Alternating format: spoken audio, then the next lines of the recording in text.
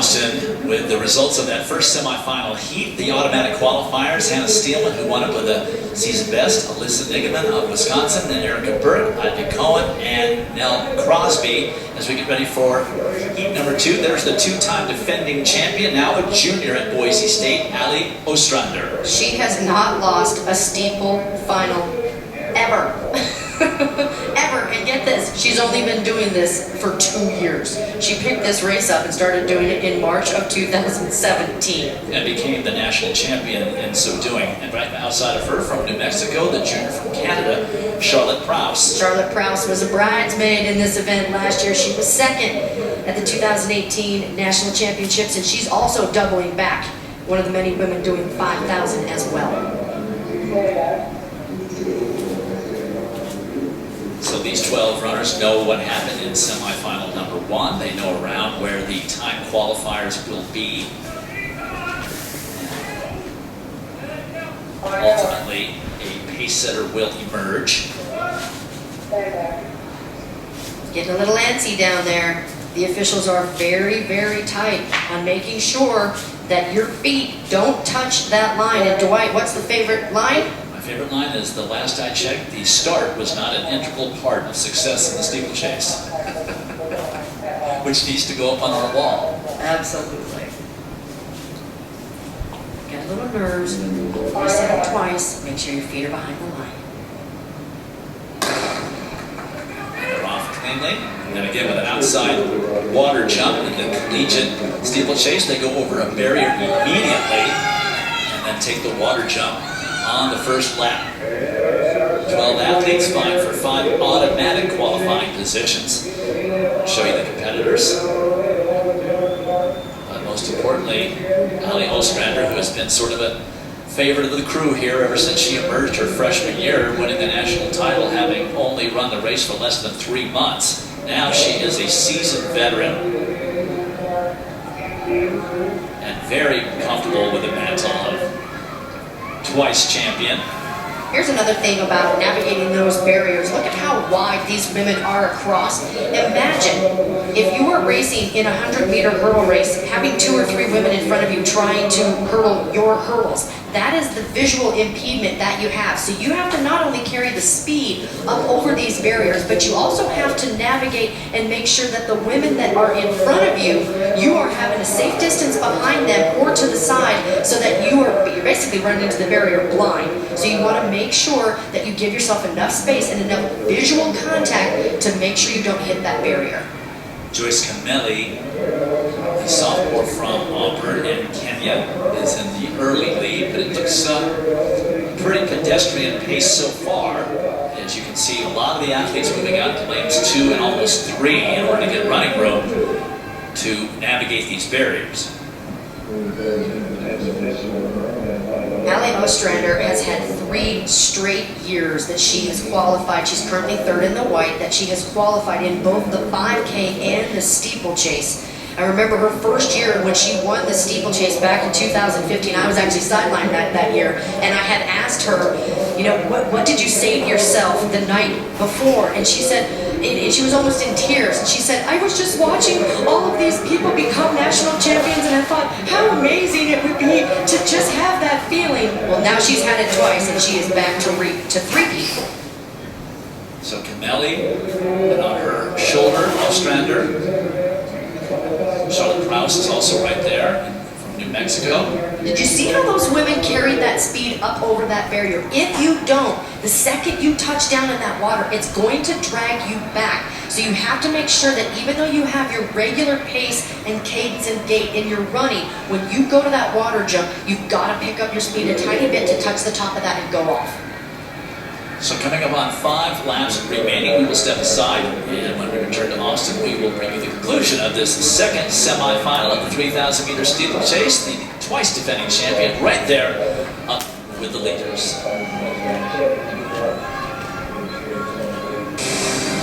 So we're back with this second semifinal of the women's 3,000-meter steeplechase. Just less than 3 laps remaining, and not much really has changed. The Ali Ostrander now taking the lead more in earnest and looking to her left to make sure she has room to move in.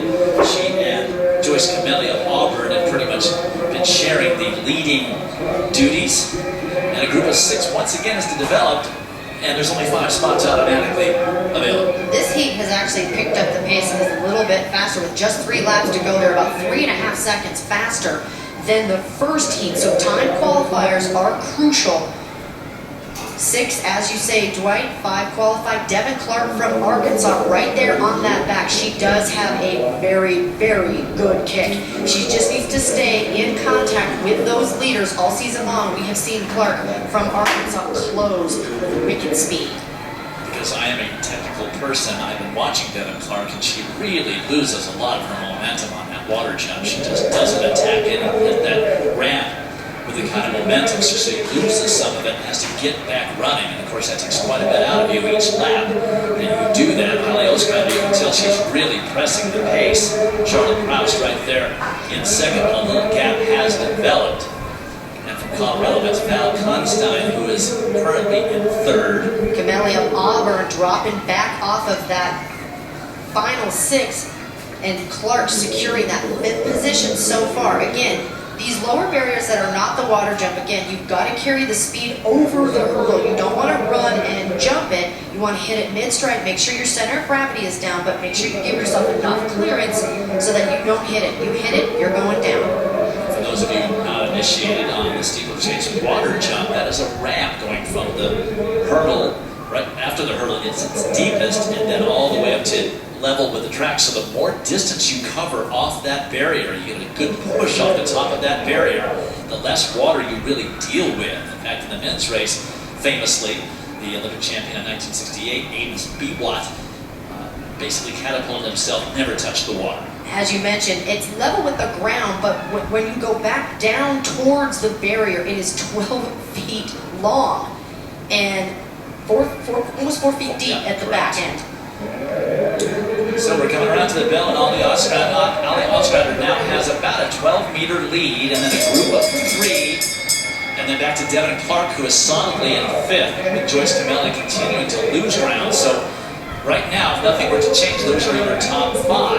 But Ali Ostrander, I would say, sending a little bit of a message here about how fit she is and how ready she is to defend. I'm glad you brought up her fitness. So this, right now, she's running 4 seconds faster than the winner of the first heat. However, what you don't know is that she also leads the country in the 10,000. She's not entered here, but she has the fastest time of 32:06 at 10,000. So the range for Ali Ostrander, 10,000, she's running the 5,000 here, and now she's in the steeplechase. She is fit. So it is Ostrander well out in front. Now Gabrielle Jennings of Furman is solidly in second. Charlotte Proust realizing that, hey, I'm in the top 5 and really no problems and worries that I have, so I'm just going to cruise in here over this last water jump and into the finish. And then for Colorado, it's Val Constein and Devin Clark, who again really has to stop her momentum as she lands with 2 feet in the water jump pit. So just a stroll for Ali Ostrander, the twice defending champion. And she is going to run sub 9:45 in this heat, followed by Gabrielle Jennings. And then together we'll cross Charlotte Proust and Val Constein, and then Devin Clark getting that 5th and final automatic qualifier. Rebecca Topham really finishing strong, thinking she has a shot at making it on time, and she does. A very, very smart run by the Wichita State Shocker, the junior, running herself on time right into the final. So Ostrander making it look easy and showing you why. She has twice won this title, her freshman and sophomore year. And now we will know, here are our official results, and we will have our qualifiers. And for continuing coverage of the 2019 NCAA Outdoor Track and Field Championships, please switch over and join us on ESPN2. After the break, coming up next on ESPNU, it's Big 12 Conference Basketball, Iowa State versus Texas Tech. But make sure you switch over to ESPN2. So long from Austin.